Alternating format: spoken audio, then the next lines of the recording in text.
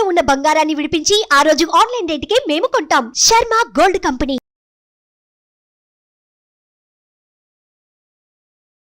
శ్రీమాత్రే నమః. సద్గురు జ్యోతిషాలయం నుంచి ఇక జూన్ నెల ద్వాదశ రాశులకి గోచార రీత్యా రాశి ఫలితాలు ఎలా ఉన్నాయి అనేది మనం తెలుసుకోబోతున్నాం. ప్రతి ఒక్కరికి జాతకం అంటే ఒక క్యూరియాసిటీ.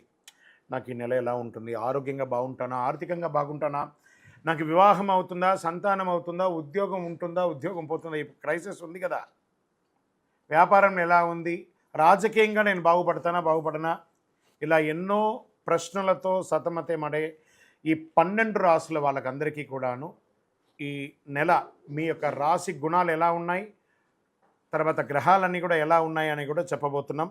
జ్యోతిషాస్త్రరీత్యా ద్వాదశ రాశుల్లో 7వ రాశి అయినటువంటి తులారాశి మిత్రులారా, మీరు చిత్తా నక్షత్రం 3, 4 పాదములు, స్వాతి నక్షత్రం 1, 2, 3, 4 పాదములు, విశాఖ నక్షత్రం 1, 2, 3 పాదాలకు జన్మించిన మీరు తులారాశి వారిగా పరిగణించబడుతున్నారు. ఈ జూన్ నెల మీకు శుభాశుభ ఫలితాలు ఎలా ఉన్నాయి, ముందు గ్రహస్థితి ఎలా ఉందో చూస్తాం.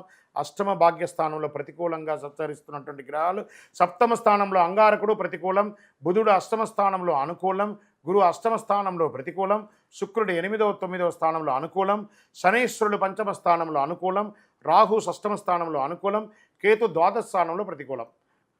ఇదంతా ఎలా ఉంది అని చూస్తే ఓవరాల్ మిశ్రమం అని కూడా చెప్పచ్చు. కొత్త వస్తువులు కొనుగోలు చేస్తారు.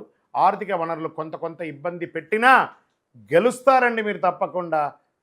చాలా రోజుల నుండి మీకు పెండింగ్ పట్టిన కార్యక్రమం ఉన్నాయి కదబ్బా, ఎన్ని రోజులండి ఇది, ఈ కోర్టు వ్యవహారాలు ఆగిపోయింది, ఇంటి పనులు ఆగిపోయింది, ఒక పర్మిషన్స్ ఆగిపోయింది, ఏవేవో ఉంటాయి కదా టెన్షన్స్, అవన్నీ జూన్ నెలలో తీర్చుకుంటారు తులారాశి మిత్రులారా.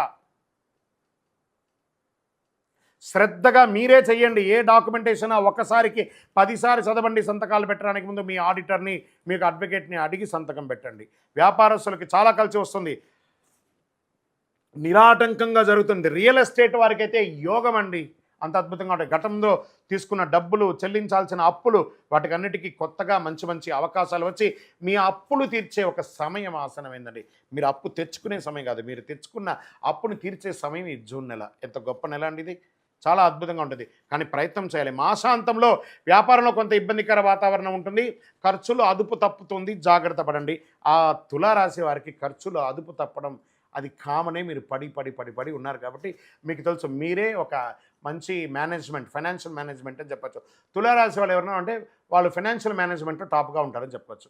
అనవసరమైనటువంటి విషయాల గురించి మాట్లాడకండి. మీకు సంబంధం లేదా ఆ విషయంలో ఎంటరే కాకండి, సైలెంట్గా ఉండండి.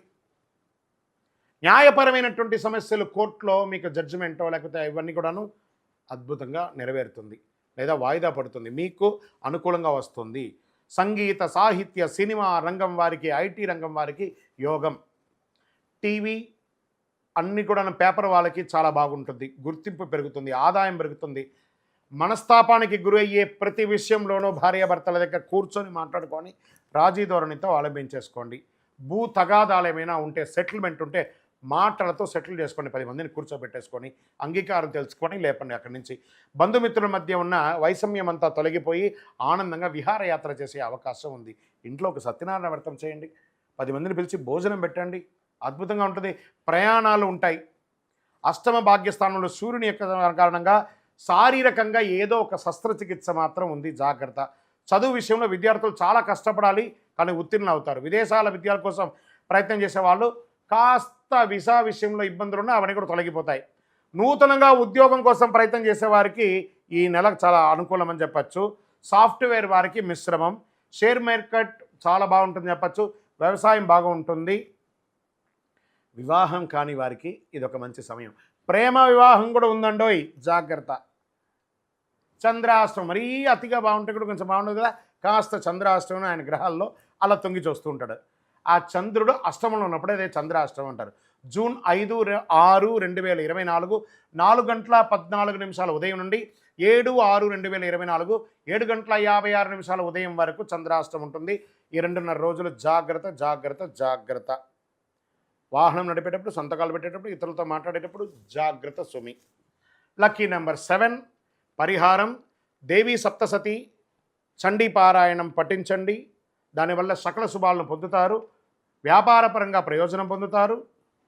గోచార ప్రకారంగా తెలుసుకున్న మీరు మీ యొక్క వ్యక్తిగత జాతకం ఎలా ఉంటుందో తెలుసుకోవాలనుకుంటే మీ పరిసర ప్రాంతాల్లో ఉన్నటువంటి జ్యోతిష్ శాస్త్ర నిపుణులను సంప్రదించండి, లేదా సద్గురువులను సంప్రదించి జ్యోతిష్ శాస్త్రం తెలుసుకోండి. మీ యొక్క జాతకం ఎలా ఉందో, జన్మ జాతకం ఎలా ఉందో తెలుసుకోండి.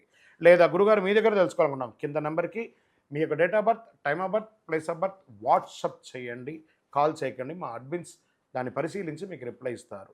ఇంకను సకల దోషాలు తొలగి ఆనందంగా ఉండడానికి మీ వయస్సు ఎంత ఉందో అన్ని దీపాలు వెలిగించేయండి. విజయోస్తు. ఈ 12 జ్యోతిష శాస్త్ర ద్వారా 12 రాసుల వారికి మనం గోచార ప్రకారంగా చెప్పుకున్నాం కదా. మీరందరూ కూడా ఆయురారోగ్య ఐశ్వర్య భోగభాగ్యాలతో ఉండాలని ఆ అఖిలాండ కోటి బ్రహ్మాండ నాయకుడు శ్రీ ధర్మశాస్త్ర అయ్యప్ప స్వామి వారిని ప్రార్థన చేస్తున్నాం. మీరు తిరుపతికి వచ్చినప్పుడు మనము జీవకోన అనే ప్రాంతంలో కపిలి తీర్థానికి దగ్గరలో బ్రహ్మశ్రీ డాక్టర్ చంద్రమౌళి గురుస్వామి గారు అయ్యప్ప స్వామి వారికి 18 అవతారముల దేవాలయాన్ని నిర్మించి సమాజానికి అంకితం ఇచ్చున్నారు. ఆ దేవాలయంలో అడుగు పెట్టాలంటే పూర్వజన్మ సుకృతం ఉండాలి. అలాంటి అద్భుతమైనటువంటి దేవాలయాన్ని మీరందరూ వచ్చి దర్శనం చేసుకోవాలని కోరుకుంటున్నాం. మీకోసం, మీ యొక్క యోగక్షేమం కోసం ఎప్పుడూ ప్రార్థన చేస్తూ ఉంటాం. వందే మాతరం, వందే మాతరం, వందే మాతరం. చంద్రమౌళి వెంకటేష్ శర్మ. సుమన్ టీవీలో మీ పర్సనల్ అండ్ బిజినెస్ ప్రమోషన్స్ కోసం కింది నెంబర్కి కాంటాక్ట్ చేయండి.